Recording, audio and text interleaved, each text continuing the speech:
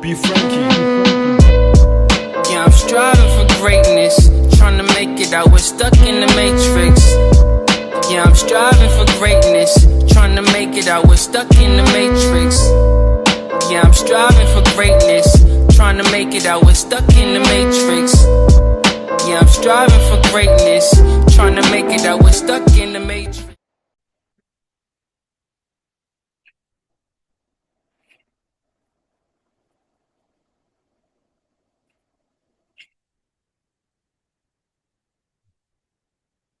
Yo, what's good? It's your boy BDELL. If you're new to the channel, hit the like button, hit the share button, hit the subscribe button, hit that notification bell. But today I'm going to be breaking down proliferating and prestigious information, talking about UFOs and UAPs and how it correlates to extraterrestrial life on the planet. So with that being said, ladies and gentlemen, before we get into the presentation, you have to understand something. For those who are basically stuck in religion, right? For those who are stuck in religion, they just had a UFO hearing on November 13th. And they were basically implying the fact that extraterrestrial life and UFOs and UAPs and non-human entities are basically flying these aircrafts, right? Other intelligent life forms that come from interdimensional, outer dimensional timelines, right? Different space and times, other dimensional realities. Now, like I said, for those who are basically stuck in religion, when you go to the book of Zechariah, the book of Isaiah, the book of Kings, it talks about UFOs and UAPs, basically, when you break down the historical context of it and you connect it to the Sumerian tablets and things of that nature, right? So we're finna get into it because I'm going to give an intrinsic breakdown talking about everything that took place at the UFO hearing, right? Because we living in that time right now. Pluto's in Aquarius, so a lot of things have to get extrapolated and exposed during this time period within the factions of the 19-year period, right? Now, also within the factions of, everything that took place at the UFO hearing. They also said that some individuals have access to communication to higher entities or extraterrestrial life, right? Non-corporeal extraterrestrial entities, right? And we finna get into it today. We finna break it all down. Now, everything that's taking place right now in a form of historical eschatology, there's a blueprint and a timeline that's correlated to biblical prophecy, right? So it tells you right here with the odds winning award, they're basically displaying and demonstrating the Ark of the Covenant. Now, the Ark of the Covenant is basically comprised of two cherubim, right? And cherubim are basically the factions of the 200 fallen angels, or what you call them draconian reptilians, archonic forces, whatever you want to call them. So one thing you cannot negate about the Bible, right? When you go to Leviticus, it talks about the size of the Nephilim, right? Because the Nephilim are basically the 200 fallen angels. So when you read this right here verbatim, there were two cherubim, two winged angels on the Ark of the Covenant. And it says that the cherubim were 10 cubits. Now, you got to understand what the geometrical cubit structure that's applied to human or extraterrestrial physiology, right? Because 1 cubit of a man is 18 inches. So you take 18 times 10 cubits, you get 180 inches divided by 12, you get 15 feet. So that was the size of the cherubim. So it tells you right there verbatim, and it shows you in full proof when you understand genetics and geometrical shapes and things of that nature and how it's applied to the human physiology. It basically is telling you that there were giants on the planet. So where did these giants come from? These giants came from other dimensional realities, other existences, other different dimensional timelines, right? And a lot of these entities are so-called black, right? According to Norman Burgum. Now, a lot of people who's been diving into the UFOology and the timeline of eschatology, we've all seen this video. this rocket scientist by the name of Dr. Norman Burgum, who witnessed 7-foot black aliens, right? And these are basically the personification of the Saturnians, who are also known as the followings, which are basically archonic forces, who are basically comprised of the black nobility that controls the European Roman occupational government and the factions that's connected to the United Nations, right? Because just like you have a United Nations, there's a galactic federation, as I said in my last transmission, talking about Pluto and Aquarius, right? Because Norman Burgum, he said that he witnessed 7-foot black aliens coming off a spacecraft, and he wrote a book about it, right? He wrote this book right here called The Ringmakers of Saturn, right? You got to get this book right here called The Ringmakers of Saturn. I got the PDF publication to it. So that basically demonstrates the fact that, you know, when you read this preface, it talks about how in a presented hearing are pictures immensely large, enormously powerful extraterrestrial space vehicles located in the vicinity of Saturn and its moon. So, like I said, that's why we call it the Saturn Moon Matrix, because the Saturn Moon Matrix is being controlled by archonic forces who are basically extraterrestrial black entities that you don't see, who was operating from the factions of the first Canaanites, who are also known as the Cursed Seed. So that is basically the technology of the cherubim who controls the Ark of the Covenant, right? Hold on for a second. Let me get my...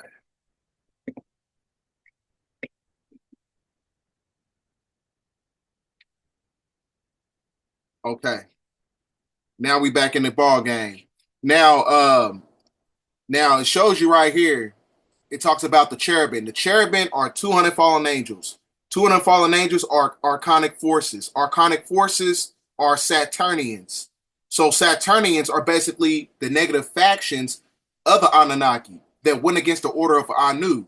So that's why it's imperative to understand the publications that Dr. Malachi Z. York put out during the time when he was on the planet, you know, demonstrating his ideology and his facts in the form of UFOlogy and theology that's comprised with eschatology, right? So the Ark of the Covenant, the reason that's very imperative right now, because this is all correlated to the third temple that is being built in Jerusalem, right? Which is another form of biblical prophecy that's connected to the timeline that we basically in right now, right? So that's why it's imperative to read some of these books that I was telling you about, right?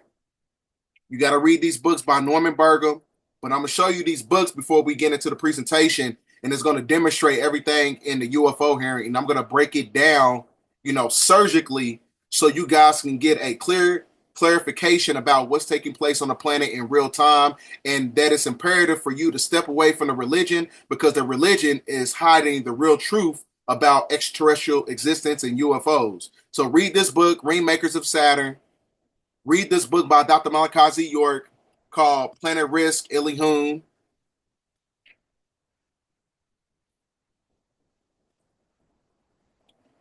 Why does my keyboard keep going dying?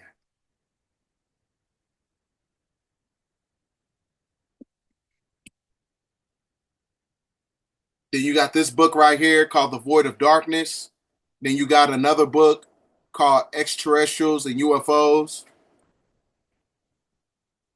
Then you have some parts of the publication that's correlated to it.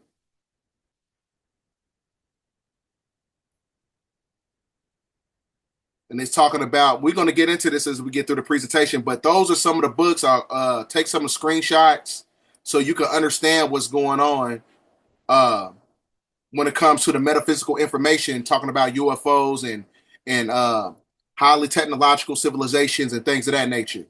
So, as I was telling you before, you know, those Saturnians that he basically seen, Norman Burgum, they were, you know, in my opinion, I think they were bigger, because it tells you right here that 1 cubit of a man is 18 inches. 18 times 10 is 180 inches. Divided by 12, you get 15 feet. So that was how tall the cherubim were actually was, right? Or archons, whatever you want to call them. Now, they coming out with this UFO hearing and stuff like that because far beyond alien first contact could destroy religion and spark global chaos, even if they come in peace, warns of ex-mod investigator. So, like I said, even if they come in peace, a lot of people are going to be uncomfortable because it's not applied to the indoctrination programs that told them about, biblical context and how everything is basically comprised to monotheistic religion is basically a fallacy because the inception of it started with colonization and imperialism, right? These are all stolen stories. So a lot of people during this time while Pluto's in Aquarius, they got to do your shadow work. Doing your shadow work is part of understanding the truth intuitively.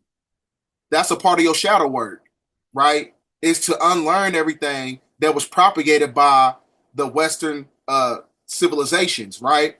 To unlearn everything that basically demonstrated fallacies, illusions under the Piscean age of darkness.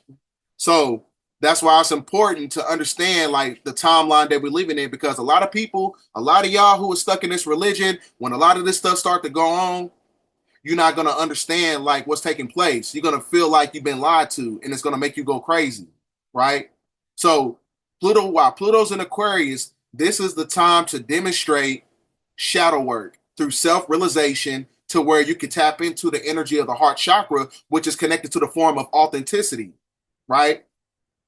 So now it tells you right here, expert testifies before the lawmakers that the United States is running a secret UAP program. We're going to get into this as we get to the presentation, but I'm going to show you a publication for that. So it talks about how the Pentagon finds no evidence of alien technology in UFO report, but in the presentation, it goes against this publication that I'm basically showing you. Goes right here, it tells you that the Pentagon's UFO reports finds more than 700 new cases with 21 that officials could not explain. Orbs, cylindrical crafts, triangular crafts, which are basically shams, right?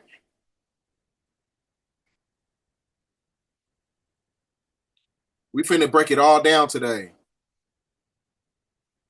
Now, this is where we get into the Immaculate Constellation documentation. And it basically breaks down intrinsically the unidentified anomalous phenomena, UAPs, technologies, unknown origins, talking about the mechanics of different extraterrestrial intelligent technological devices. So now I'm going to demonstrate some things that's taking place within the presentation talking about the UAP hearing, right? I got to bring this up. So now we're going to, get your popcorn because they finna demonstrate everything to you. Kept in the dark to spare the Pentagon a little bit. Sorry about that. Because get your notes ready because they're going to demonstrate the truth. They're going to show you everything that has been going on. They're going to tell you right here in real time. So what you're looking at right now, and while Pluto's in Aquarius, you're looking at full spectrum, full disclosure about everything that's taking place. But a lot of people are still not, paying attention to what's going on. So it's going to come down to the fact that something has to inhabit our atmosphere in order to galvanize the attention for those who are not, for those who are subjected to religion and the fallacies of everything within the simulation. I'm going to play the video. So this is the UFO hearing of November 13th. Kept in the dark to spare the Pentagon a little bit of embarrassment. The reality is, despite their enormous taxpayer-funded budgets, the transparency of the Defense Department and the intelligence community have long been abysmal. The Pentagon has failed 6 consecutive audits. In fact, it's never actually passed one. Adding to this is a runaway overclassification of documents and materials, a reluctance to declassify materials when appropriate, and at times an outright refusal to share critical information with Congress. In short, it's not a track record that instills trust. So Congress has tried in recent years to lift the veil and find out if information about UAPs is being withheld, not only from the American public, but also from their elected representatives in Congress. Part of the transparency effort was legislation created in the Pentagon, the All Domain Anomaly Resolution Office, or ARROW, but the new office is struggling to get its footing. A recent statutorily required report from ARROW, intended to illuminate the government's historic assessment of UAPs, was heavily criticized by those seeking UAP transparency. The report has stoked suspicions ARROW is unable, or perhaps unwilling, to bring forward the truth about the government's activities concerning UAPs. I'm disturbed that ARROW itself lacks transparency. Even its budget is kept from the public. So if there is no there, then why are we spending money on it, and by how much? Why the secrecy if it's really no big deal and there's nothing there? Why hide it from the American people? Because I'm not a mathematician, but I can tell you that doesn't add up. I expect some of our witnesses to share their views on that ARROW report. Now, the reason why they hide information about UAPs and UFOs is because a lot of people are not neurologically ready for what's going to be taking place. They're not psychologically ready, right? So, because as I was telling people before, even if you're looking at the dynamics of religion, for those who are stuck in religion, if the Messiah came back today, y'all would try to kill him, right? Because he's going to possess certain abilities. He's going to possess certain, attributes that, a lot of humans are not acclimated to, right? And the great majority of people who don't understand psychologically about what's taking place and that entity is basically an extraterrestrial, they would basically try to unalive that individual, right? That's because, like I said, that's why they hide the information about extraterrestrial existence, because there's somebody, black entities, whatever you want to call them, black extraterrestrials, they are basically the ones that's flying these UFO crafts, right? Because you got to understand, genetics. Because who was on the planet first? Because you don't get the recessive from the dominant, you get the dominant. The recessive comes from the dominant. The dominant don't come from the recessive. So that means that it was melanated, neuromelanated, carbonated individuals on the planet at one point in time that was in contact with black extraterrestrials, right? Who seeded life on this planet. So that's how you know, just based on genetics, just based on clear common sense when it comes to genetics or whatever, over the course of time, when you break down the genealogy of the black gene, like I said, over time it becomes recessive and things of that nature due to the extraction of the eukaryotic cell, which is basically unnatural to the universe. We will also hear from the witnesses today allegations of UAP-related misinformation and disinformation by government officials of which they are personally aware and directly experienced. And we will hear testimony today concerning recent revelations about a purportedly secret UAP program whose existence and findings may have been improperly withheld from Congress. But before we get to the witnesses, we're going to have a few more opening statements from our colleagues. And one thing I wanted to add at the end of my closing statement is there is a document that will be entered into the congressional record today. Mr. Tim Burchett from Tennessee has this document, and we just distributed it to every member up here on the dais of this document. But this is going to be the original document from the Pentagon about Immaculate Constellation that Michael Schellenberger delivered to Congress today. So thank you, Mr. Schellenberger, for this information. We are all reading it in real time now, and Mr. Burchett will enter it into the record. But 12 pages about this unacknowledged special access program that your government says does not exist. So with that, I would acknowledge my colleagues, Mr. Garcia. I want to say, first of all, to Mr. Connolly, who cannot be here today, the ranking member on my subcommittee on cybersecurity, I want to say that I was greatly saddened to hear about the recent news of Mr. Connolly's cancer diagnosis. And I want to convey to him and to all of our colleagues, we wish our very best to you and a full and speedy recovery. And with that, I would acknowledge Mr. Garcia for 5 minutes. Thank you. Thank you very much, Chairwoman. I want to thank the Chairwoman and the Chairman both for their continued support and really treating this discussion and these hearings in a way that's bipartisan. I think one thing that's very important for all of us that are interested in the conversation around UAPs is that this is an area that both Republicans and Democrats, where we may disagree in a lot of other spaces, this is an area where bipartisanship is really important. And in fact, I would add it's critical that we all continue to work together in a way that moves forward with the truth and important disclosure. So we're here to have a bipartisan and serious conversation, I believe, about our national security. We should always ground these conversations in facts, evidence, and the data in front of us. I want to note that we have our witnesses here. I want to thank you all for being here, and note that also amongst you have folks that also served us in our military. And I know that for many of you, this has been a difficult process, but I'm very grateful to have you with us today, and thank you for joining us. I also want to note that today's hearing builds on a quite, I think, also historic public hearing that we had many months ago that Mr. Grothman and others helped lead in this very same hearing room, where I believe we began a really important public conversation about UAPs. And so I want to thank him for that. And I especially want to thank Chairwoman Mace for her continued advocacy on this topic. I also want to start with some facts. We know that there are objects or phenomena observed in our airspace, as our witnesses will testify, and also possibly in our oceans. In many cases, we don't know what they are. And this is, of course, why we're discussing UAPs.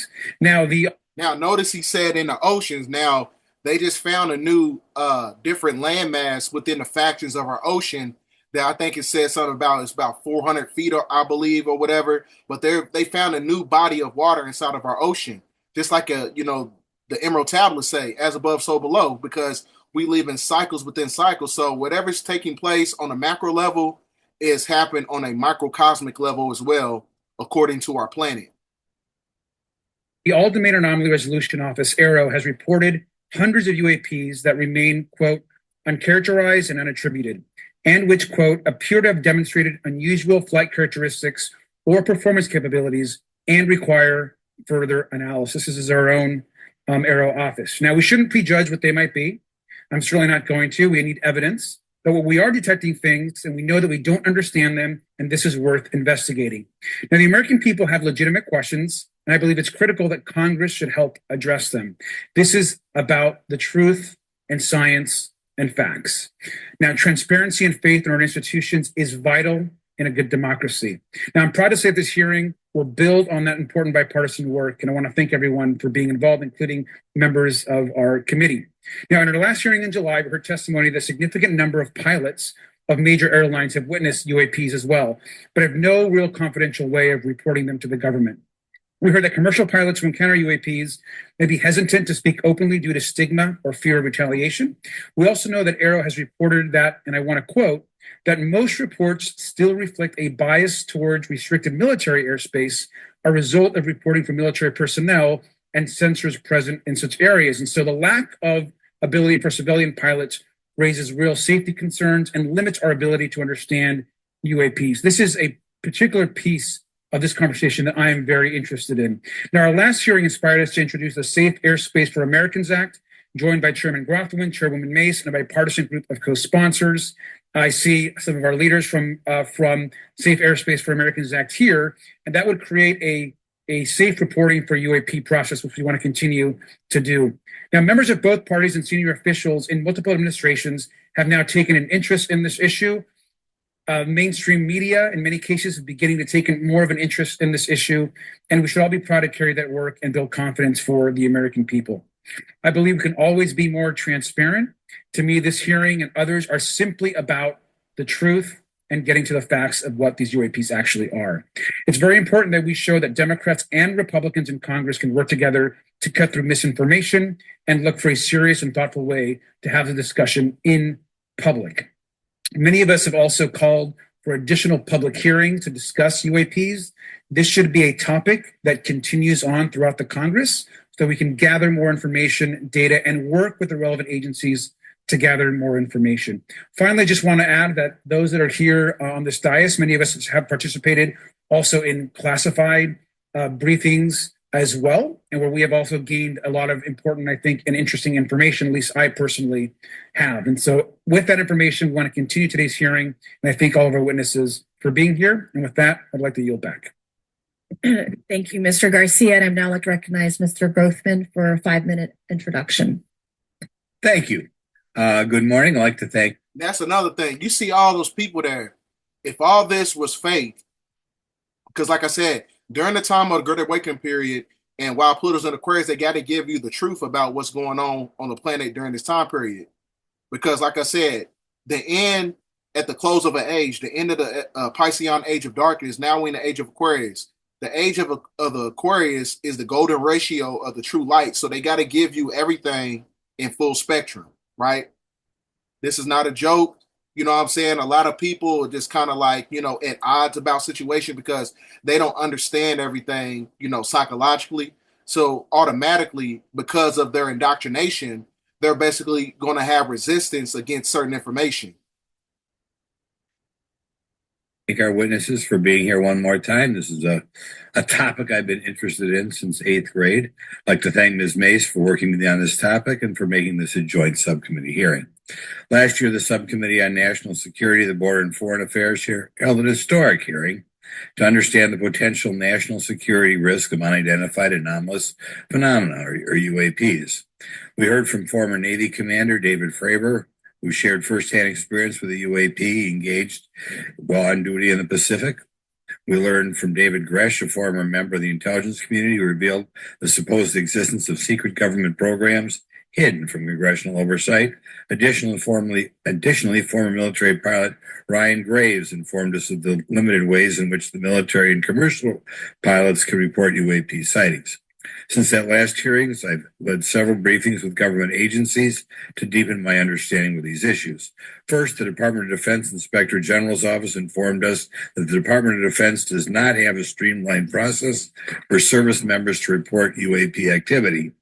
Since then, the Joint Chiefs have implemented standards for UAP reporting across the services. The Intelligence Community Inspector General informed us that whistleblowers often fear retaliation for reporting mismanagement of highly sensitive government projects or information. Finally, AARO has expressed to the committee that, like any other federal government agency, it's faced challenges in its establishment, specifically in hiring staff to manage UAP historical records and coordinating with other federal agencies. Well, these agencies have been helpful to us in understanding the challenges that come from collecting UAP data. None of them have been able to substantiate the claims made at this hearing last year by David Grush. Despite our committee members endlessly questioning these agencies inside and outside of a SCIF. I hope our witnesses today will be able to provide evidence and content that is worthwhile to our pursuits of eliminating government waste and increasing transparency. To help alleviate some of the roadblocks, I'm supportive of measures that were included in last year's National Defense Authorization Act to increase transparency and improve record-keeping measures when it comes to UAPs.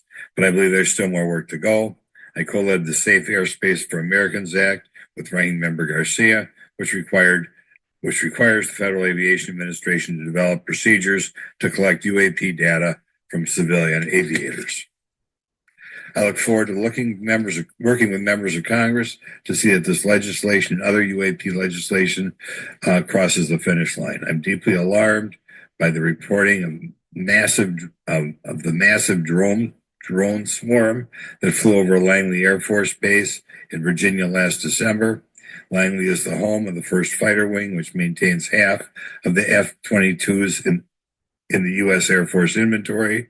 Reports of this incident indicate these drones were roughly 20 feet long, flying more than 100 miles an hour at an altitude of over 3,000 feet. Yet the origin of these drones and their operators remains a mystery. This incident and other sightings near sensitive military installations highlights the complexity of the UAP challenge facing our intelligence, defense, and homeland security committees. Whether these phenomena are the result of foreign adversaries developing advanced technologies or something else entirely, we must take them seriously, investigate them thoroughly, and assess their implications on national defense. The repeated UAP sightings around sensitive military sites underscores the need for innovative defensive strategies beyond traditional measures. They also highlight the urgent need for updated policies to address emerging threats as well as more effective interagency cooperation and intelligence sharing. However, none of this is going to be possible without transparency. For far too long, critical information about UAPs has been either classified or ignored, leaving the American public and key congressmen without clarity needed to make informed decisions. Declassifying reports and fostering a more open dialogue about UAPs will not only increase the public trust, but also encourage collaboration between government, the scientific community, and our allies. Quite frankly, there's been things that have been kept secret that is, I think, old enough that there is no reason it shouldn't be released, regardless of any so-called, private information. A transparent approach will allow us to share insights, identify patterns, and develop new strategic defenses. As we continue to investigate these phenomena, we must do so with a mindset of protecting our country, advancing scientific discovery, and upholding the trust of the American people, who right now I don't think have trust. And it's just obvious. I don't have trust. We cannot shy away from the unknown, especially when the stakes are so high. I look forward to discussing these matters with the witnesses today. I'm hopeful we can learn from the testimony and come out of this hearing with actionable ideas to advance UAP transparency. Actually, the idea is just to say, in my mind, go back 15 years and everything has to be released. I'm hopeful that we can learn from their testimony and come out of this hearing. And with that, I yield back. Thank you. I will now recognize Mr. Moskowitz for a 5-minute introduction. Thank you, Chairwoman. Good morning, everyone. I first want to thank the chairs and ranking members for holding the hearing today on this topic and again having a second hearing. I want to thank the witnesses for coming forward today to share your expertise on UAPs and the need to build trust through transparency. But first, I want to mention, you might be wondering why Chairman Comer has allowed me to be a ranking member today, but it's really only because our dear friend Jerry Connolly is not here. As Chairwoman Mace mentioned, he was diagnosed with esophageal cancer, and all of us on this committee know Jerry, and he's a fighter, and we're praying for him and hoping for his speedy recovery. So today's hearing marks this committee's second meeting dedicated to UAP transparency. I was pleased, as I know all of us are, on the bipartisanship that existed in last year's hearing, and even though we can't talk about what happens in the classified settings, the bipartisanship that has existed in those settings with the questions members have asked. Last year's hearing was a great example of open dialogue about UAPs, and we must remain committed to sharing information with the American people. And I think you see that commitment based on the people here and the commitment across the political spectrum. I personally have worked with multiple members of this committee, but I want to particularly thank Congressmen Burchett, Mace, Luna, and Garcia for working on bipartisan pieces of legislation. In recent years, Congress has taken numerous bipartisan steps towards greater transparency. In 2022, in the NDAA, we created the All-Domain Anomaly Resolution Office to investigate unidentified flying objects. Following Arrow, along with ODNI, released an unclassified report on UAP sightings. Of the 366 sightings included in the report, 171 remain uncharacterized, with some of these appearing to have demonstrated unusual flight characteristics or performance capabilities. That's a nice way of saying we don't want to tell you what they are. In March, Arrow revealed a report on the historical record of U.S. government involvement with UAPs, which covered investigatory efforts going back from 1945 to the present day. Earlier this year, I joined Congressman Burchett to introduce the UAP Transparency Act, which would require the declassification of all documents related to UAPs with many other members of this committee. In fiscal year 2024, the NDA required the National Archives and Records Administration to establish the Unidentified Anonymous Phenomena Records Collection. This collection will include digital copies of all unidentified UAP records that can be publicly disclosed. This commitment in transparency is vitally important, and unnecessary overclassification has led to a void of information, which has allowed theories over the decades to foster. When the American people and members of Congress ask, are reports of UAPs credible, we're met with stonewalling. We're met with responses of, I can't tell you. And in fact, we're met with people not wanting us to have hearings. We're met with people not wanting us to ask you questions. In fact, many of us were told. And those people that he's basically talking about is the factions of the deep state shadow government, which is coming from the factions of the far left bureaucratic system of democracy and liberalism. Those are the ones that's being controlled by black nobility. So that's who he's basically talking about. Everything that's coming from the far right, they want to expose everything because they know that by way of the truth, you get chaos, then they can implement the order under a technocracy, which is basically a cybernetic dictatorship ran by Donald Trump and Elon Musk. So that's why, it's imperative to understand what faction that he's talking about when he says they don't want the information to come out. He's talking about the deep state. Told not to ask some of you certain questions on certain topics. In a time of heightened distrust of our government institutions, I believe more transparency is not only needed, but is possible. And obviously we can respect national security limits, but we also have to provide our constituents with the information and oversight that they have tasked us for. As part of this, government agencies must maintain open lines of communication with members of Congress. And there are regular questions that Americans have. What are UAPs? Are they real? Are they ours? How has this technology been developed? How do they get funded? Right? And now we've seen this has gone from a long time ago where you could discredit people because it's some guy living in a Winnebago. You're able to see people now. These are pilots. These are military. These are folks with serious backgrounds. This has changed the face of this because now we have video. People have questions. We know there are advanced technology programs. Almost 15 years ago, one of those came out of Area 51 to go after Osama bin Laden. And the only reason we know about that is because one of those helicopters was downed. Americans have questions about whistleblowers who have come forward to talk about retribution. And so I want to thank everyone. And one of those whistleblowers is a man by the name of William Cooper, who wrote Behold a Pale Horse. And in this book, he was basically a naval intelligence officer, and he was talking about how he's seen a UFO craft come from the ocean while he was on his naval ship. So this is another good book to read when you're talking about disclosure about extraterrestrial life that's basically correlated to everything at this United States House of Hearing for the exposing of UAPs and UFOs. For being involved today on trying to get more transparency. This has been bipartisan, bicameral. And as we get into a new administration, the president-elect has talked about opportunities to declassify information on UAPs, and I hope he lives up to that promise. And with that, I yield back. Okay, thank you, Mr. Moskowitz. And I would now, committee staff asked me to go ahead and I will do it, to enter into the congressional record this 12-page document that Michael Schellenberger brought today that describes the Immaculate Constellation government program. So we will do that now. Every member up here has a copy of it.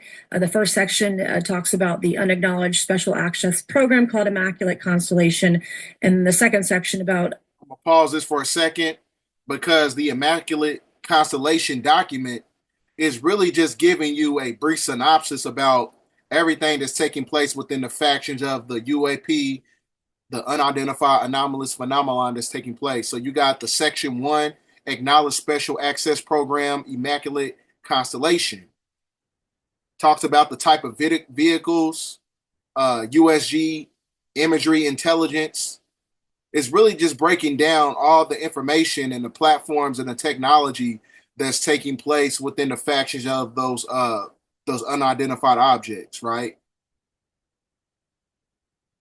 So you can screenshot this or you can find it online. It's called Immaculate Constellation Documentation.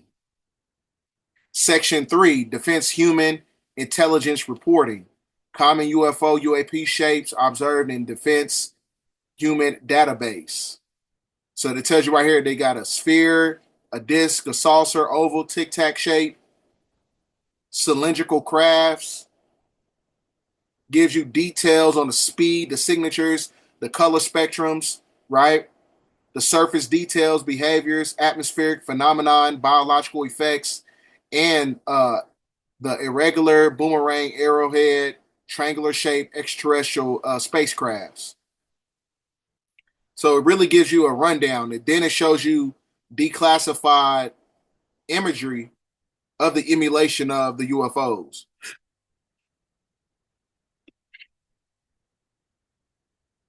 So check that out. It's called Immaculate Constellation.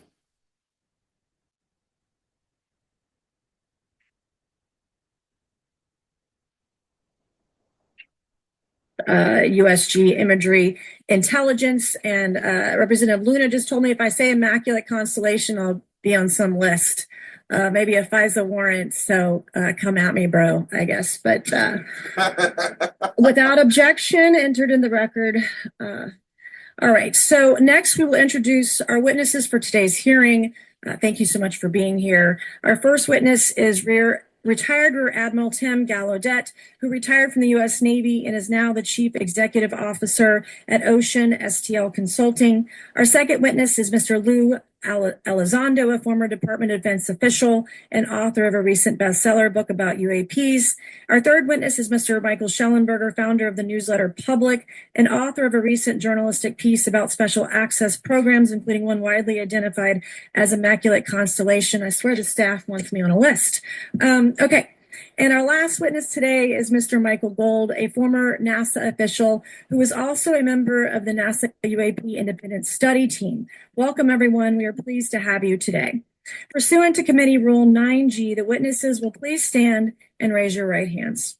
This is where it gets real.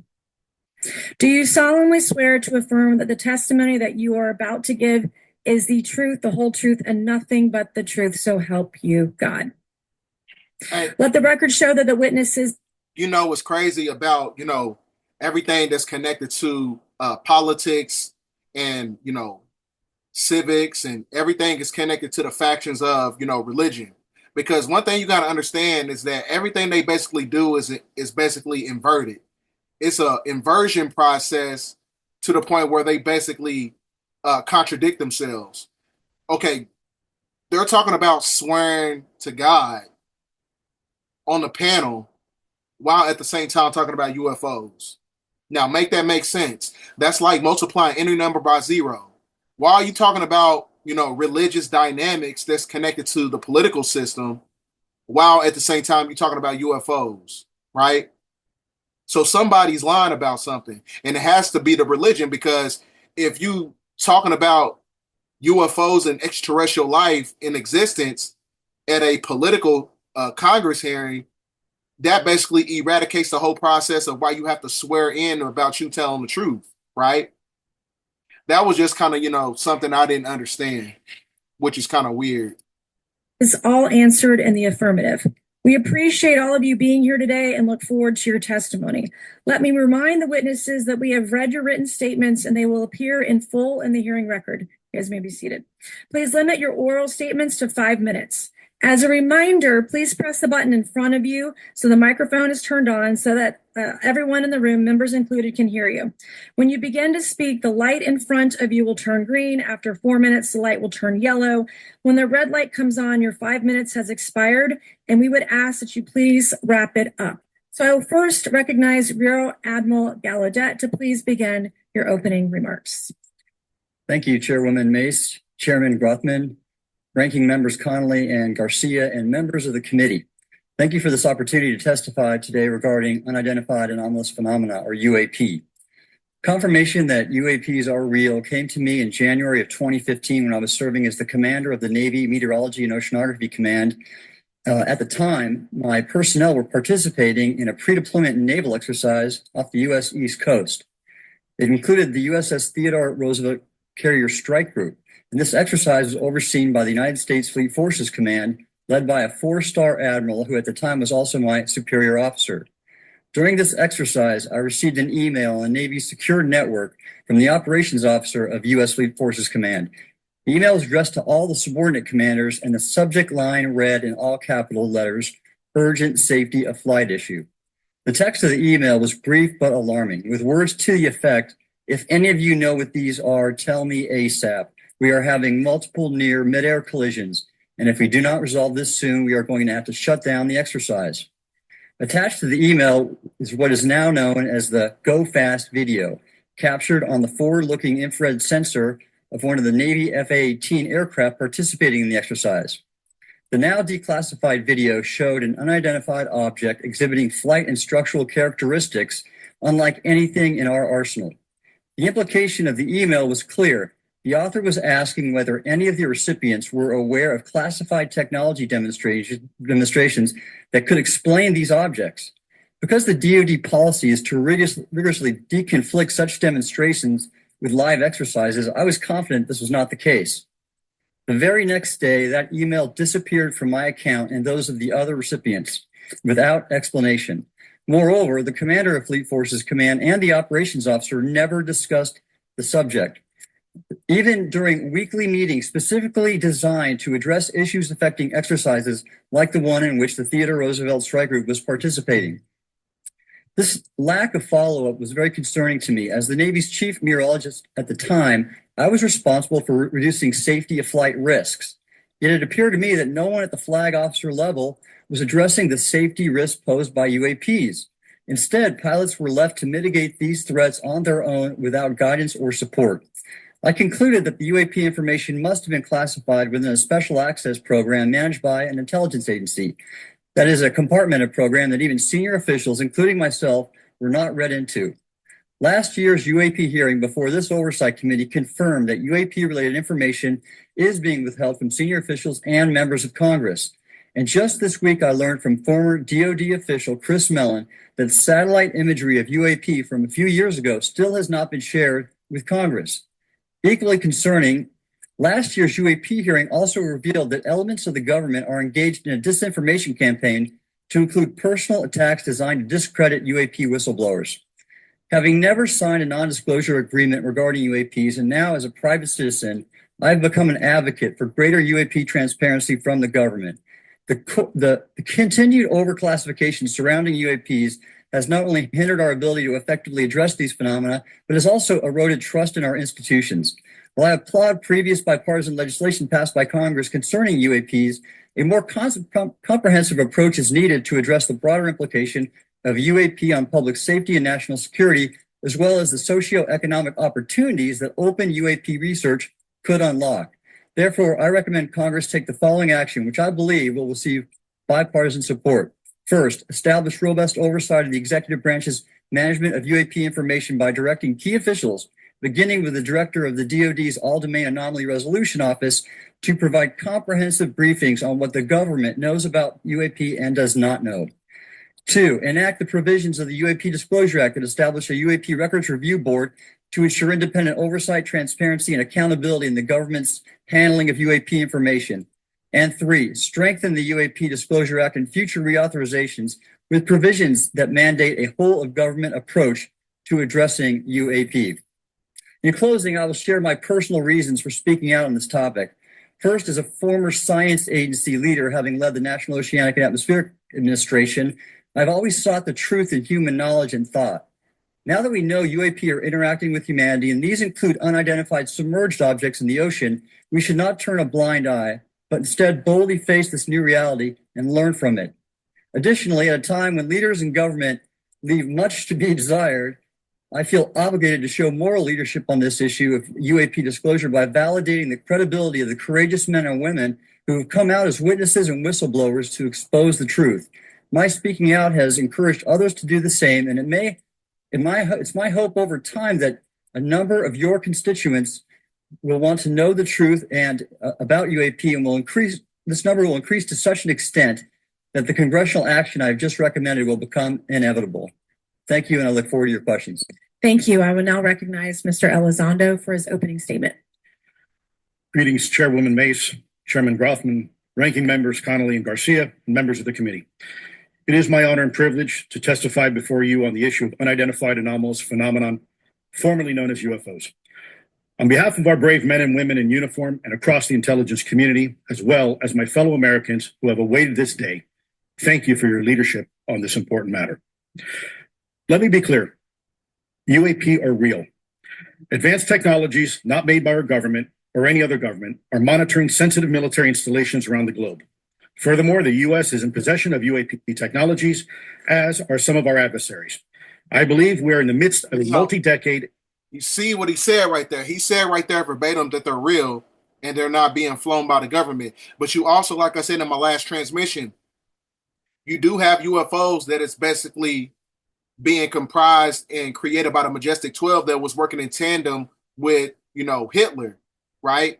Because he was working with Ashtar Command because they gave him the edification and the technology on how to build UFOs. And he understood the dynamics of eugenics when you're talking about genetic splicing when he was creating super soldiers, right? That's when he was working in tandem with the National Geospatial Majestic 12 that operates with the factions of the Saturn Moon Matrix that is being controlled by Archonic forces, Reptilian, Cherubim, whatever you want to call them. Secretive arms race, one funded by misallocated taxpayer dollars and hidden from our elected representatives and oversight bodies. For many years, I was entrusted with protecting some of our nation's most sensitive programs. In my last position, I managed a special access program on behalf of the White House and the National Security Council. As such, I appreciate the need to protect certain sensitive intelligence and military information. I consider my oath to protect secrets as sacred, and I will always put the safety of the American people first. With that said, I also understand the consequences of excessive secrecy and stovepiping. Nowhere was this more apparent than in the aftermath of 9/11, which many of us remember all too well. I believe that America's greatness depends on three elements. A watchful Congress, B, a responsive executive branch, and C, an informed public. Over the last decade and a half, I learned that certain UAP programs were and are operating without any of these elements.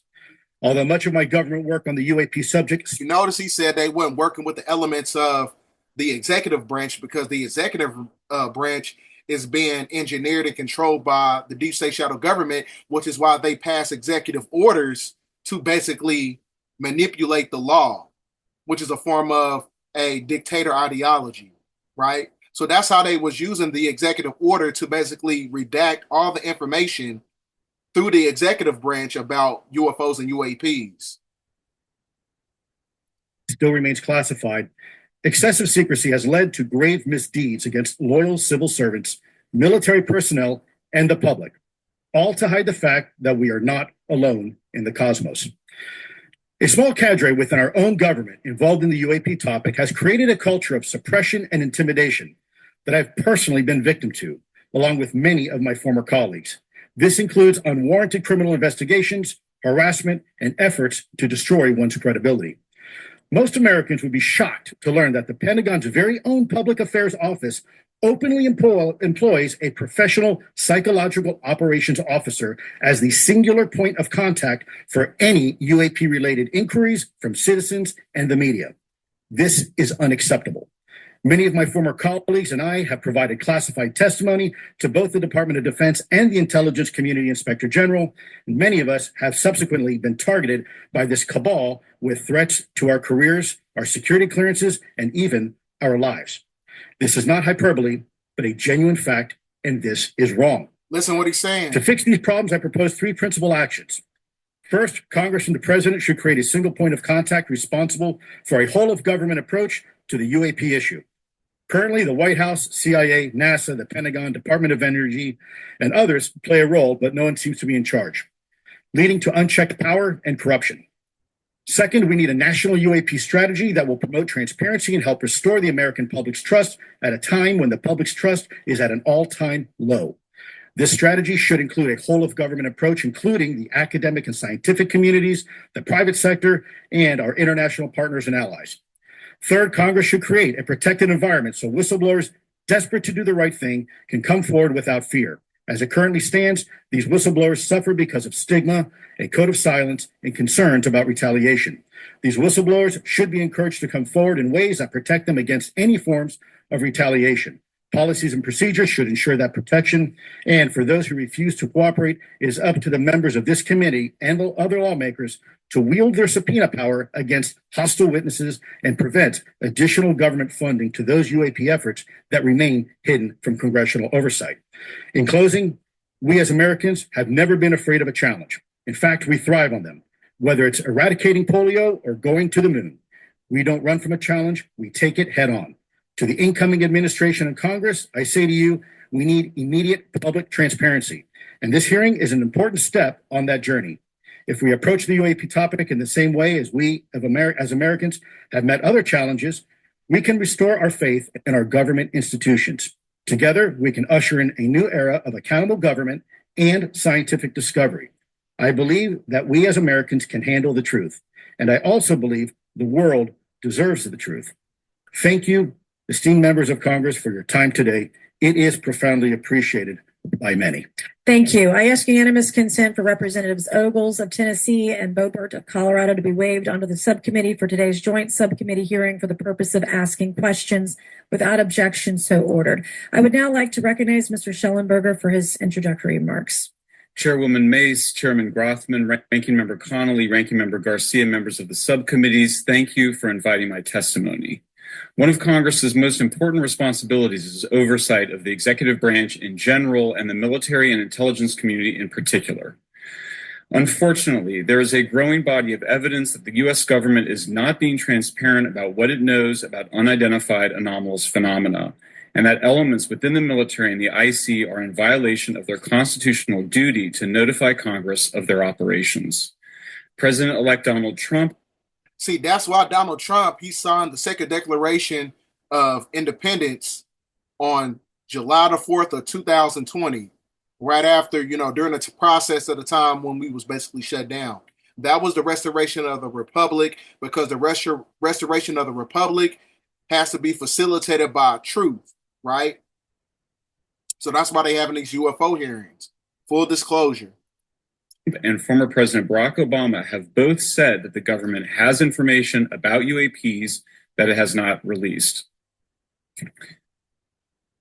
There are other explanations for UAPs than that they represent a new form of life or non-human life. Current dominant alternative theories, including those put forward by Arrow, are that UAPs are some kind of natural phenomena we don't yet understand, like ball lightning or plasma.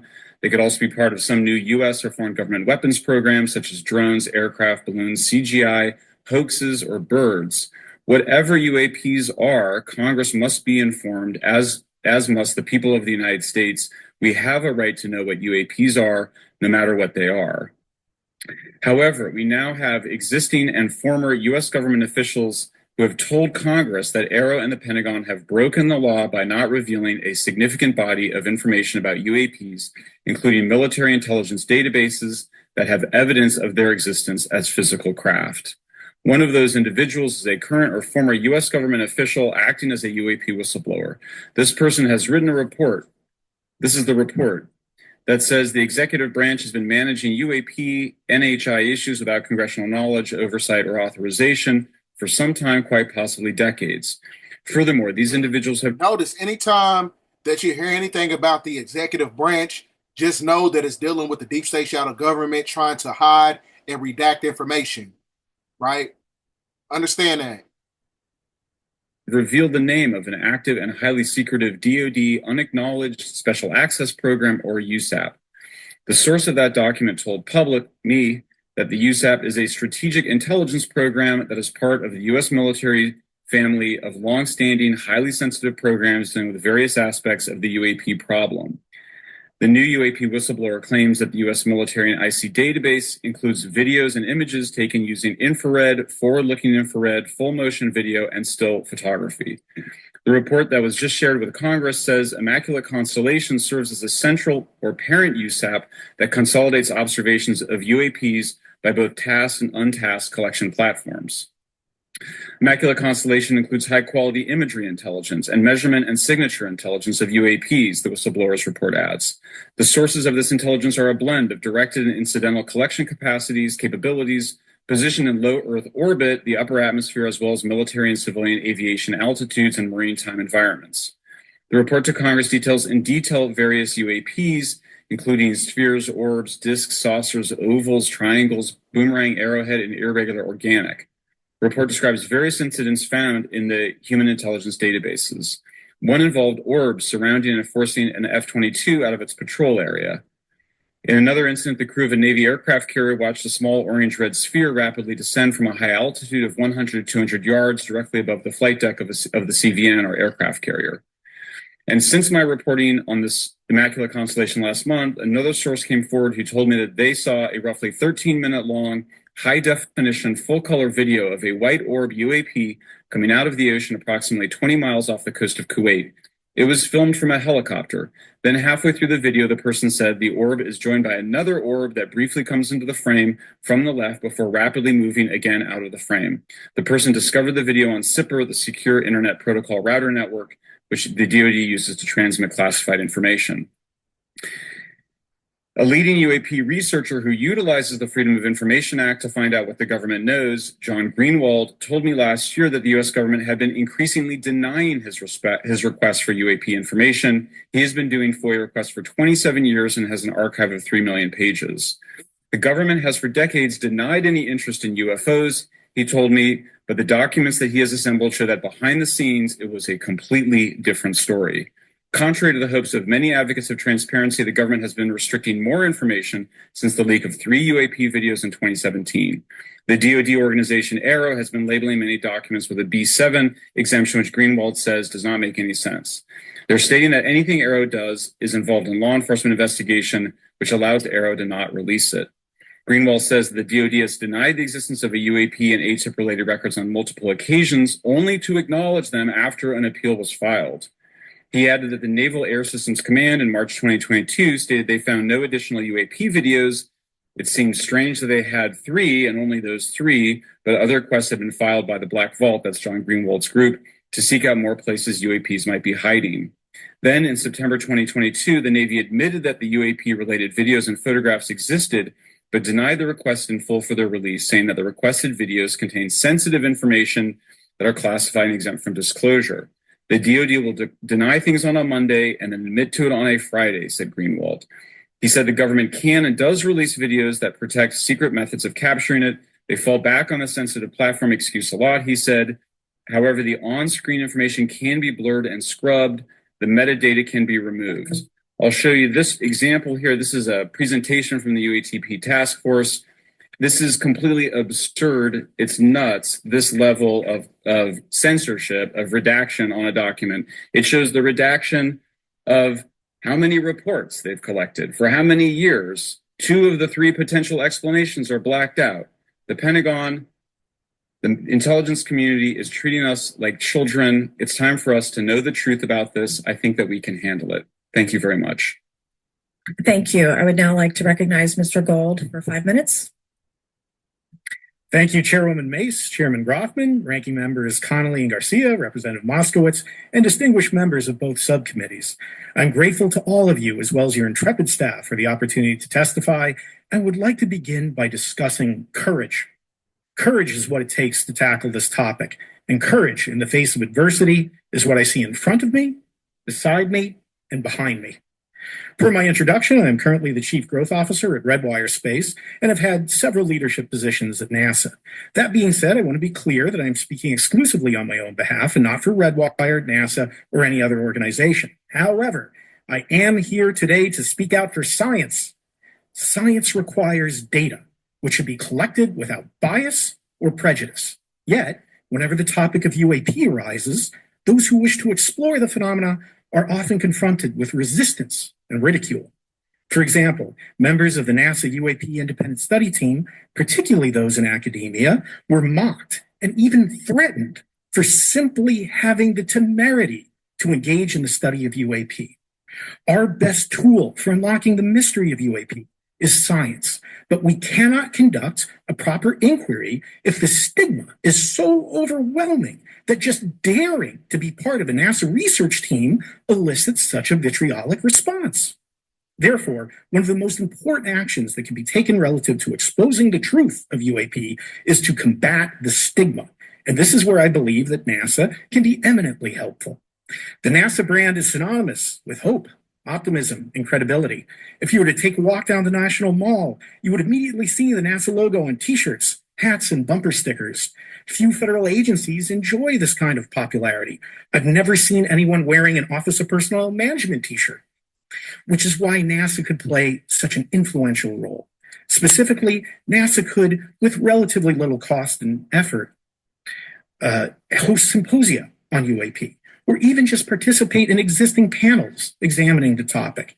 NASA personnel stepping forward and participating in such discussions would make a powerful statement to the scientific community that UAP should be taken seriously and researched accordingly. In regard to research, NASA has vast archives, much of which may contain important UAP data.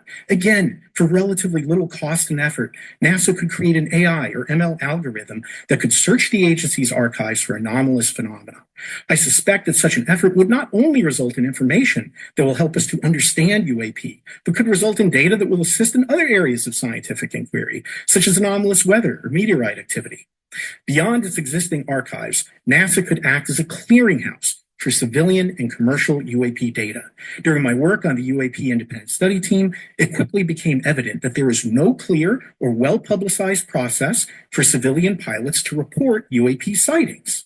The stigma associated with UAP hampers the number of pilots that would report such phenomena, but even for those who overcome the stigma, I believe the current FAA guidance is largely unknown and poorly understood. In order to effectively collect UAP data, the independent study team recommended the use of NASA's Aviation Safety Reporting System, or ASRS. This system, which is administered by NASA and funded by the FAA, provides a confidential means for the reporting of safety violations in a voluntary and non-punitive manner. Over 47 years, the ASRS has collected nearly 2 million reports. ASRS is the perfect tool to collect UAP data, which could then be collated by NASA and shared with the public at large. Leveraging ASRS could create a treasure trove of UAP data, potentially hundreds of thousands of reports, supporting this hearing's goal of exposing the truth. And I'm grateful to our two co-chairs and other members who have already incorporated this idea into proposed legislation. At this hearing, and as others have demonstrated, the UAP issue is justifiably dominated by national security and defense. However, I would urge the subcommittees to keep in mind the numerous ways that NASA and the FAA, as well as commercial activities in the air, in space, and in the water, can generate a massive amount of invaluable data on anomalous phenomena. I cannot help but be excited by the potential for such an endeavor, since scientific discovery is driven by anomalies. It's the existence and study of anomalies that led to the theory of relativity, quantum mechanics, and nearly all of humanity's scientific breakthroughs. This is why the study of UAPs should be embraced, since whatever is occurring, the chance to garner new knowledge should never be ignored. We must be thorough in collecting information, fearless in making conclusions, and open to following the data, no matter how mundane or extraordinary the results may be. I began this testimony by praising the Joint Subcommittee members for their courage, and I will end by echoing that sentiment. As the saying goes, the truth is out there. We just need to be bold enough and brave enough to face it. Thank you. Thank you. Thank you all. I will now recognize myself for 5 minutes of questioning. I have a lot of questions and I have a lot of witnesses. So I would just ask, if it's yes or no, to please just tell me yes or no.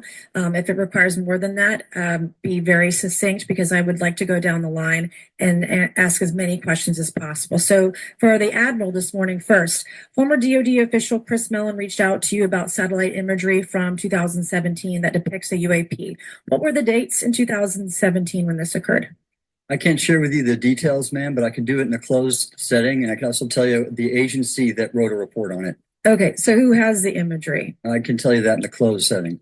Can you describe what was depicted in the satellite imagery? Just a description. It was a UAP, ma'am.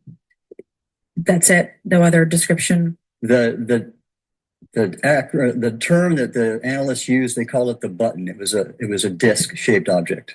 Okay, where was it? I can't tell you that, man. Okay. All right. Okay, Mr. Elizondo, you state in your testimony that, quote, advanced technologies not by our government or any other government are monitoring sensitive military installations around the globe, end quote. If these technologies are not made by any government, who's making them? Private companies, or are you implying they are crafted by a non-human intelligence? Well, ma'am, that's precisely why we're here. The problem is that, temporally speaking, over decades, not just the last 10 years, to put this in perspective, are these private companies you're implying, or is this non-human intelligence? It may be both. Okay. When it comes to Blue Force Technologies, I will not be able to discuss. Okay. He said it may be both. Now, this is where we get into this dynamic of the UFOs, right? You got to watch this movie right here, this TV show called The Man Who Fell to Earth. Now, there's two different kinds. You got the one that came out in 1976 with David Bowie. He was playing a Ashtar Command Pleiadian that basically came back to, give certain information to humanity. But in this movie, this TV show, The Man Who Fell to Earth, because notice she said in the UFO here, she said, who's flying them, right? It shows you in this video, in this TV series, The Man Who Fell to Earth, it shows you how there's black intelligent life that's coming to the planet, right, who is flying these UFO crafts, right? And this is his human form. This is his extraterrestrial form, which is also a form of a draconian reptilian, or whatever you want to call them. Because one thing you got to understand about the factions of draconian reptilians are not all bad, right? So also, it shows you this emulation in one of the scenes in the movie, and it shows you basically the correlation of the red sun, the blue sun, and the yellow sun, right? So this TV series, The Man Who Fell to Earth, is really talking about Dr. Malachi Z. York, and you can also see the emulation of the same sigil system of the three sons of Utu, Apsu, and Shamish. So Dr. York, this movie, this TV series is basically about him. He's basically the one that was giving us the edification, talking about extraterrestrial life all throughout his publications, and when he was demonstrating it in his presentations. So this guy, the older guy in the movie, and he was basically his physiology was basically reconstructed because his nervous system was basically being manipulated to the point where he wasn't able to walk. Dr. York is not able to walk right now. He's locked up in a maximum prison for over 100 years due to the intrinsic amount of information that he knew about UFOlogy and extraterrestrial entities, and how he was in contact with them, which is why he was able to basically dissect the religion and every school of thought.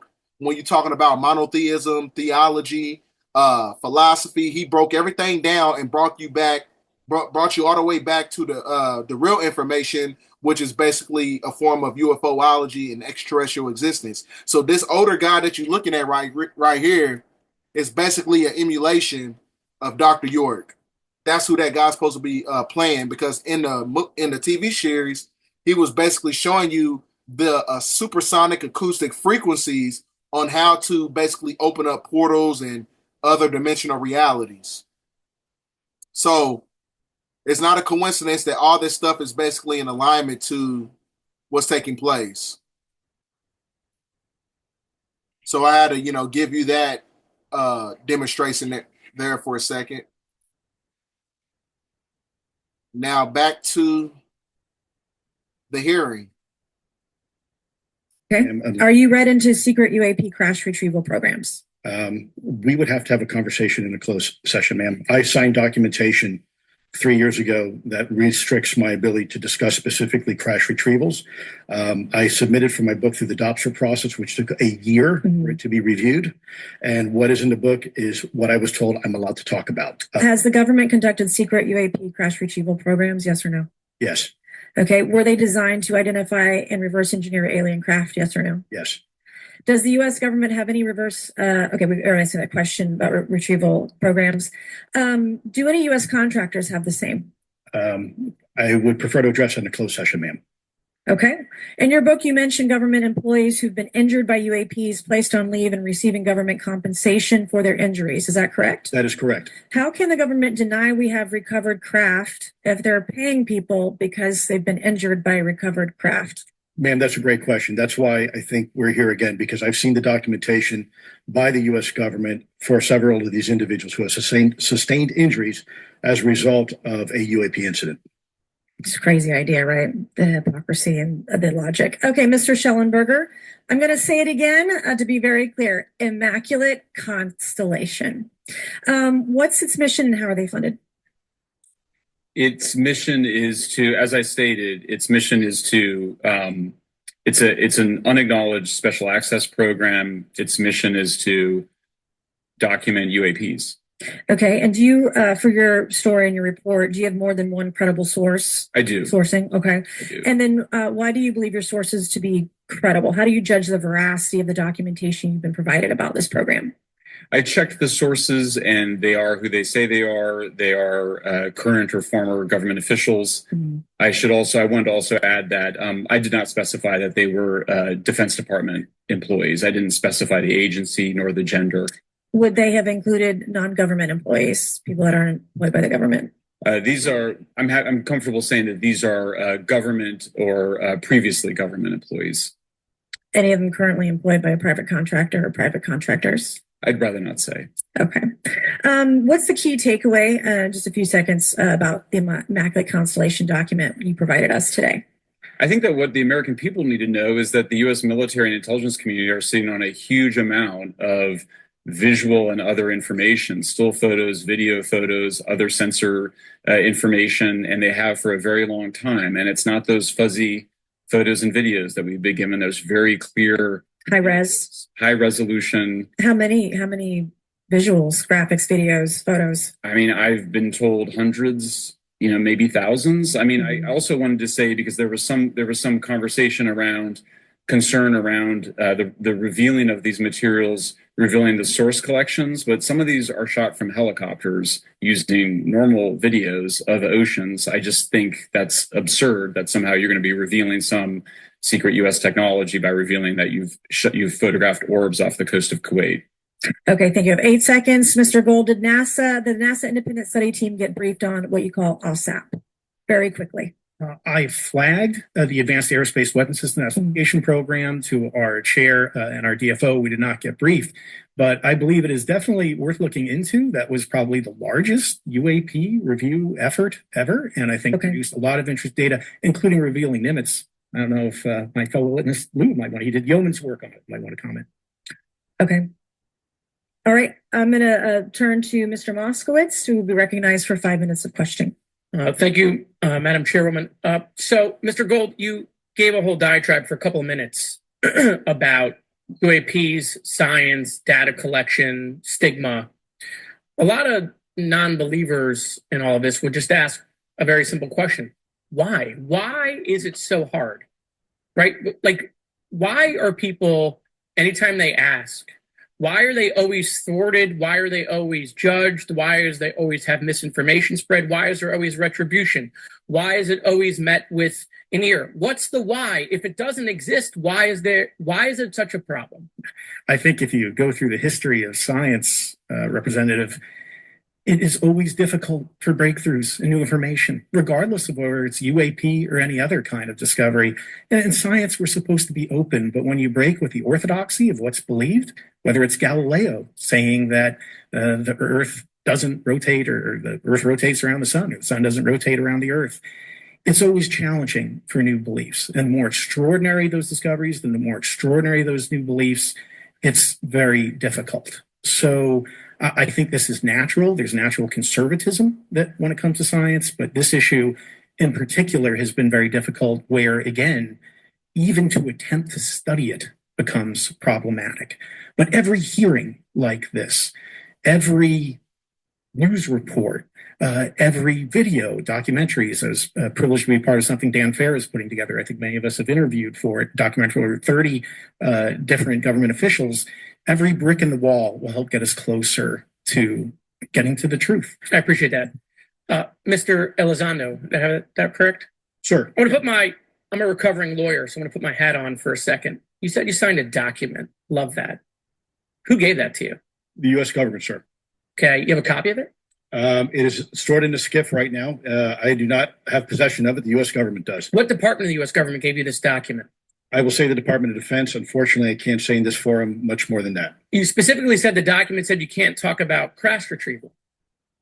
Well, you know, you can't talk about Fight Club if there's no Fight Club. Correct. Okay, I'm just making an observation. Yes, sir. So that document that you signed that you said exists specifically said you can't talk about crash retrieval. Correct, sir. It was a limitation on what because already I'd been speaking publicly about the topic. And so the document said you can continue saying X, Y, Z, but you cannot discuss the topic. When you give me the atmosphere of signing this document, you're in a room by yourself? I'm in a SCIF with a security officer, sir. Just one-on-one? Anybody else? There may have been an assistant as well. It was in a SCIF within a Department of Defense facility. Give me your background real quick. My background is I went to school to study microbiology and immunology, entered into the U.S. Army, and after a very short stint in military intelligence, I became a counterintelligence special agent. As a civilian, later on, I became a special agent in charge, running investigations in counterterrorism and counterespionage primarily, with some experience in counterinsurgency and counter-narcotics.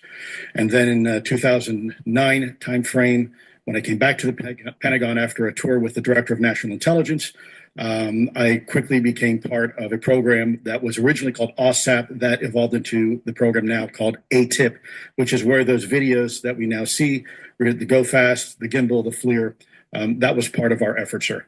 Right. So you're not some conspiracy theorist. You actually have a legitimate background. Well, sir, I'm certainly not a conspiracy theorist. I'm fact-based, just a fact. So when you're in this room, I want to paint the picture of everybody. You're in this room, you're by yourself, you're in a SCIF, you're handed a document. How long is the document? It's about a page front and back. So basically you have some things they call trigraphs, which I cannot, again, talk to. How long were you given to sign the document? As long as I needed, sir. And what if you didn't sign it? Well, I suspect there'd be repercussions. I wouldn't have access to certain information. Were you allowed to ask a lawyer, or weren't allowed to ask for a lawyer to review the document? It wasn't an option, but they probably wouldn't have allowed me to, because the document itself was pretty explicit about you have to be, putting me in an interest. Let me try to thread the needle here. There are certain documents that we have in the U.S. government that allow people to have access to certain programs, whether it's a special, and I'm going to be very generic here, whether it's a special access program or controlled access program, SAP, CAP, whatnot. How many people have to sign that document? It depends how many people are going to get access to the information, sir. Okay. Last question. Doctor, real quick, can you tell us about the Omaha incident in greater detail? I've read your background, right? Some people would label you as a member of the deep state, since you worked in government for a long period of time. But can you tell us more about that incident? You've written a lot about that. I wrote a lot about incidents like it, Congressman, but that specific incident involved the USS Omaha, the littoral combat ship of the U.S. Navy operating off Southern California. I don't remember the exact date. It was within the last decade. And what the watchstanders on the bridge observed was a UAP, again, something that was aloft but had no observable exhaust or control surfaces. So it was something that couldn't be explained. And then they saw it enter the water from the atmosphere and going through the air-sea interface. And so thus exhibiting transmedium travel. Thank you. I yield back. Thank you. I'll now recognize Mr. That basically is correlated to the fact that when you read some of Dr. York's publications, one of his publications, it tells you about how everything as far as like the UAP, the UFOs, the shams, the crafts or whatever, it operates on crystal technology. So the crystal technology works off the acoustic frequencies of the spectrum of light that basically is correlated to the subatomic particles within the simulation. So these crystals is able to bend light, and it's able to bend light due to the fact that the crystallization process has a positive electrical frequency to where it's able to manipulate the qubit structures of the pixels, which are basically planks. The planks within a simulation, it can basically dissect those planks and open up portals to other dimensional realities, or go into other forms of worlds outside the firmament. So this technology that you're looking at right here is all crystallization.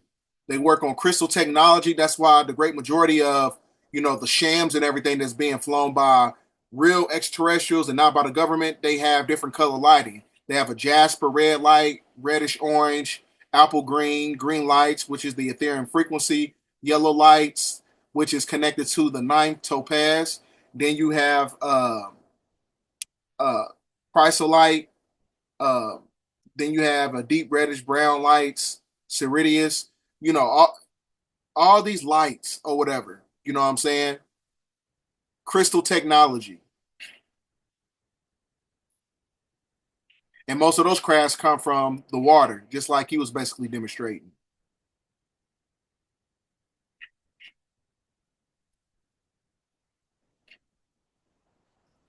Mr. Grothman for 5 minutes of questioning. Yeah, we'll start with Mr. Gallaudet. During a previous UAP hearing, Navy Commander David Fravor discussed the TikTok object engaged in 2004. You familiar with the incident, the TikTok incident? Yes, sir. That's almost 20 years ago, right? Yes, sir. It's been said there are more videos, documents, and reports related to this incident. Do you believe the information regarding the TikTok incident should be available to all members of Congress? And in your expertise, what reason would the Department of Defense possibly have for not releasing information that's over 20 years old? Thank you, Congressman. I don't think there's any good reason to withhold information and important data, especially of national security concern, from Congress. Well, what would they say?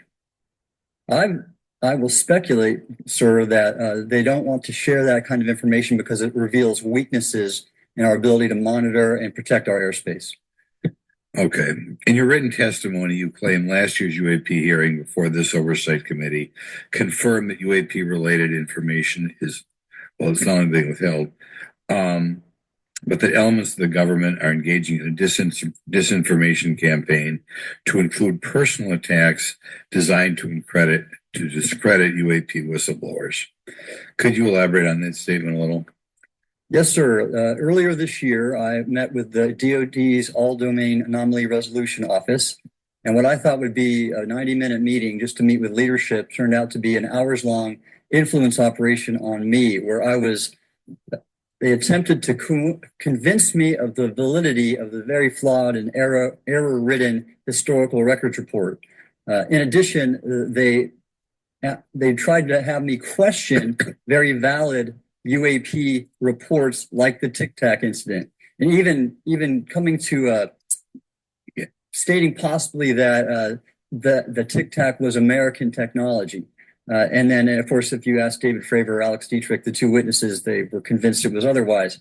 And then, and they also cast discredit on various UAP whistleblowers and witnesses to question their validity and credibility as witnesses. Okay. We'll go to Mr. Elizondo. We got that right, or not? At least Close enough, sir. You're familiar with the recent drone incursion over Langley Air Force Base? Yes, sir. The owners of these drones remain unclear. The U.S. military has not been able to give us in Congress an answer. Given your experience with the Department of Defense and the intelligence community, how frequently are UAP sightings over military installations? And secondly, I suppose hypothetically, you could have. Now, they say that the movie Close Encounters of the Third Kind, that actually happened in real life, that they took the script, the CIA, and they basically gave it, to, movie producers and executives, and they basically came out with the movie about what was actually demonstrated at a military base, right? Where they had a UFO craft, it landed on the military base, and the entities they came out, and they were basically Zeta Particular Grays. So there's a lot of information on TikTok.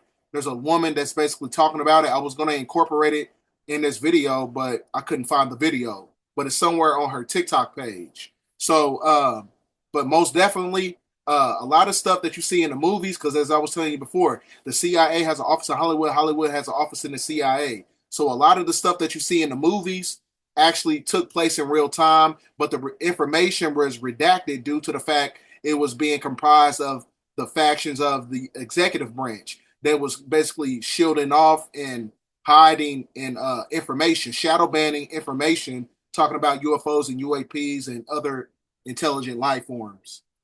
Incursions over just say regular airports. Is it obvious these incursions are more likely over military facilities than just a random airport out there? Yes, sir. There's definitely enough data to suggest that there is certainly some sort of relationship between sensitive U.S. military installations, also some of our nuclear equities, and also some of our Department of Energy sites. There is a long historical record that some of your colleagues may have documentation that demonstrates this. This is not a new trend. This has been going on for decades, and that information's been obfuscated, unfortunately, from folks like you in this committee. And I think that's problematic because ultimately, at the end of the day, we have a significant situation here. We have something that can enter into U.S. airspace completely with no attribution. And how long has this been going on? Sir, decades. And there's information that will hopefully be entered into the Can you record. think of any possible reason why they can't release any information they have on something, say, 15 or 20 years old? Sir, if I could echo my colleague here, Admiral Gallaudet, I think one of the big issues that we have in the intelligence community, Department of Defense, is we don't want to broadcast any potential vulnerabilities or weaknesses in our national defense systems or on intelligence collection platforms. Therefore, when you have a conversation where you address a problem for which there is no solution, it makes that a very uncomfortable conversation to have. Okay, we'll switch to Mr. Schellenberger. The primary reason you're here today is because you published an article on the news publication that you own called Public, right? Alleging that a new unnamed government whistleblower has come forward asserting that a highly classified program exists dedicated to recovery and reverse engineering of UAP technologies. Can you give us what specific evidence you have? Or that your source provided you? Now, I'm going to stop it right there because that's pretty much evident that they gave us the clarification that you needed about extraterrestrial life. This hearing was about, 3 or 4 hours, and I'm not finna let everybody sit through that, right? So, also, you got to read another form of, Dr. York's publications talking about El's Holy Injil, the transliteration of the Book of Revelation. It also talks about UAPs and UFOs and the 24 galactic elders that comes from the new city of peace, which is also known as the Crystal City, which is comprised of the energy of the mothership, which crosses the sky or the planet of the crossing, which Nibiru holds 2,000 over 2,000 shams basically, and they have a 50 passenger craft that is totaled for the 144,000 during the time of the Great Balls of Fire. So during the time of the Great Balls of Fire, when the energy on the planet gets so hectic, that's what happens. They galvanize the 144,000. Because as I was telling you before, the book of Ezekiel, the book of Kings, the book of Jasher, the book of Enoch, it all talks about extraterrestrial life, right? And it tells you right here about Dr. York's publication, excuse me. And it talks about the Crystal City Nibiru that is too large come to the solar system, not to mention the magnetic pull would cause the planets to go out of their orbits. The Crystal City is made from the precious stones. Like I said, most of the crafts is dealing with crystal technology. So the quartz family, some which are basically translucent and bioluminescent, it is an IFO or identified flying object that came from the stars, right? So this is important to understand. You got to read a lot of Dr. York's books because they're basically in alignment with everything that was basically talking about at the UFO hearing, right? And also, now, a little after, Donald Trump, came into presidency once he won the election. Well, he won the selection, we should say. You can see Elon Musk, JFK Jr., Donald Trump, and another individual. They all, on the flight, and they eat McDonald's. So one thing you got to understand is about the Ark is basically a hieroglyphic sigil. It's a sigil of the Monas sigil system that is connected to the energy of the moon, which is known as the royal arc of the heaven, that works in tandem with the firmament. So also, when you look at the arc, it's basically the emulation of the towers, the two towers, which are basically the tuning forks of the frequencies of everything in third density, which is connected to Jack and Boaz. Jack and Boaz are the two pillars in Freemasonry that represent trials and tribulation, that is the precursor to a form of chaos. So them eating the McDonald's, right, was basically a ritual. So this is a mass media publication imagery that they put out to social media because there's a ritual that's going to be taking place that's going to implement the chaos. And we don't know if it's going to be coming from a form of a man-made pestilence to where they're going to have a convergence to where they implement the chip, where you're talking about the mark of the beast, where you have, many different calamities. And then the follow-up to that is an economic crash, right? So everything that you're seeing right now correlates with Project Bluebeam. When you're talking about the Great Reset, the BCT digital currency rising, then you have civil unrest, then you have an asymmetrical biochemical warfare. All this stuff works in tandem with everything when you're talking about, the revealance of extraterrestrial life, because what you're seeing right now is a chaos ritual by way of imagery and symbolism and sigilcism, right? So because at the end of the day, one of these, 5 forms of destabilization is going to cause the technocracy, which is why you see Elon Musk, Neuralink, transhumanism, which is another form of black magic. All this stuff works in tandem. So I'm going to give a brief rundown for those coming in. Now, the basis of this definitive synopsis is to break down a proliferating information about, the dystopia of UFOs and IFOs and UAPs, right? And one thing you got to understand is, as I was telling you before, in the book of Kings, the book of Zechariah, the book of Leviticus, the book of Jonah, the book of Enoch, it all talks about extraterrestrial life and existence of UFOs and UAPs on the planet.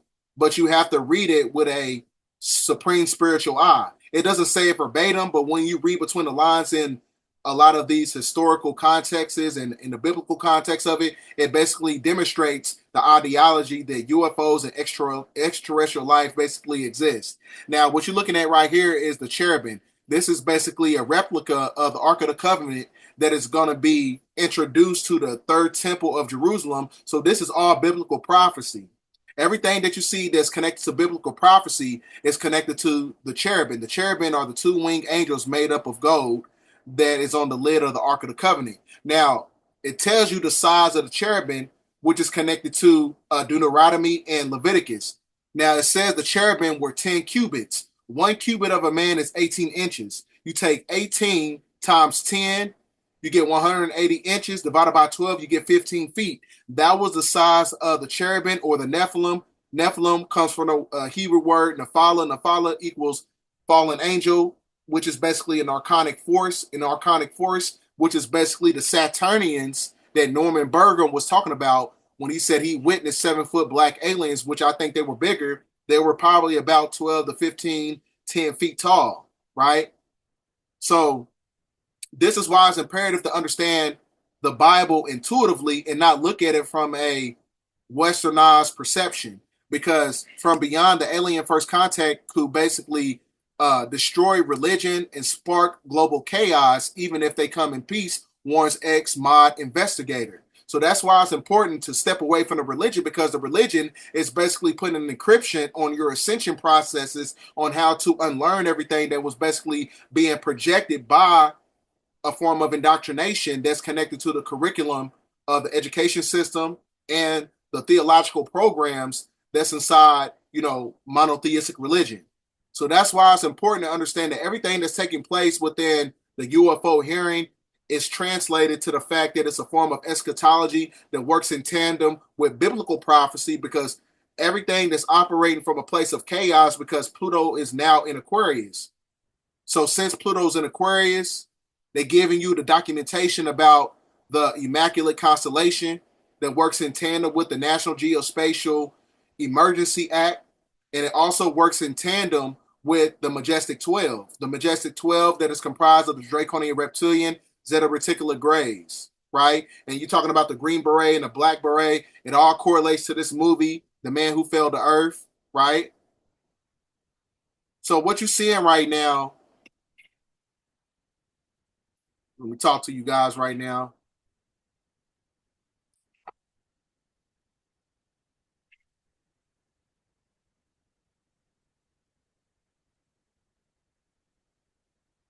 So, ladies and gentlemen, what you're seeing take place right now, you're looking at a form of psychological operation that is taking place within the factions of the political system.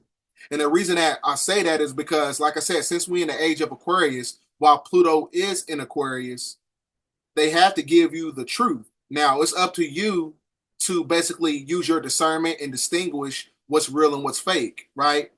Because if it was fake, they wouldn't waste their time in that setting to basically demonstrate the ideologies of the fact that UFOs and UAPs are basically real, right? And they're being flown by other entities, non-corporeal entities, black alien life, or whatever you want to call them. Zeta Reticuli, Draconians. All this is operating from a place of UFOology that works in tandem with everything that's correlated to the timeline that we're basically in right now. So that's why I said you must demonstrate and detach yourself from the religion, because the religion is going to hold you back. The religion was connected to the Piscean age of darkness, which is the age of illusion. The age of light is the true information that is based on facts. It has nothing to do with belief. None of this shit has nothing to do with belief, right? Because your belief system is connected to everything in third density. So everything in third density has to be eradicated once the planet splits off into fifth density during the age of Aquarius, while Pluto's in Aquarius for 19 years, right? Alpha and Omega. So this is basically the fourth quarter of the simulation. This is end game, literally. This is why they got to have full disclosure and full spectrum. But it's up to you to develop the mental and the spiritual fortitude to basically dissect the information and take what you can from the information that was basically demonstrated at the UFO hearing, right? So they also, later down the line in the UFO hearing, they was basically saying that some individuals have connection with extraterrestrial species and how they're able to communicate through them by way of telepathy or by way of speaking truth, right? So a lot of those downloads that you're basically getting when you sitting there meditating and you just get you get a perception about something, that's being downloaded to you in a form of telepathic ability. Because one thing you got to understand about your telepathic ability, that is connected to the Bathari gland. The Bathari gland is connected to the hippocampus layer of the brain. The hippocampus layer of the brain is what basically ties you back to the epigenetics, to where it's connected to your gematria and your Zohar body, to basically put you in alignment to ascension rites, right? So that's why it's imperative to understand everything that's going on intuitively, right? Because the more the planet wakes up, the more they got to give you the truth. The more the planet wakes up, the more that you wake up. The more that you wake up your neurological faculties that's connected to your right brain, which is the Christ consciousness that eradicates the left brain thinking process that was perpetuated by Western civilization, right? You got to get out of that, that dynamic of believing in certain things. Everything can be proven by way of analytical data, logistics, right? Deep intrinsic research, that's not being perpetuated by the United States government or anything that's connected to the curriculum of the education system, right? So that's why it's important to understand that the more they come out with information, the more the deep state shadow government is going to try to combat that energy with a black swan event. So it can be a form of asymmetrical biochemical warfare, or it could be another form of, a lockdown, Project Bluebeam. So like I said, you got to use your discernment. I broke down in my last transmission on how to delineate a UFO craft from the Majestic 12 in the government and a craft that's being flown by extraterrestrials that's coming from a different space and time. So with that being said, ladies and gentlemen, thanks for watching this video. Get this video out there. Give this video to people who are basically stuck in religion. Give this to your Give this to your small-minded family members who are stuck in Christianity. Give this to the people who they just believe in Jesus and things of that nature and nothing else and Allah. They believe in that faction, but they don't believe science. They don't believe in the dynamics of the historical context that shows you UFOlogy in real time, right? 10:14. Share this video. We will put an end to this mess. Transmission. I know it's been a long time.